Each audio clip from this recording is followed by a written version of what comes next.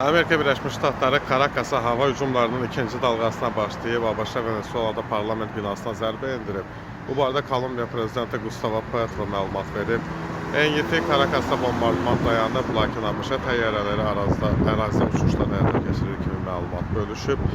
Bu arada Venezuela prezidenti Nicolas Maduro əhalinin hüquqlarının qorunması Respublika institutlarının tam şəkildə fəaliyyətinin təmin edilməsi və dərhal silahlı mübarizəyə keçid edilməsi üçün fövqəladə vəziyyət elan edib.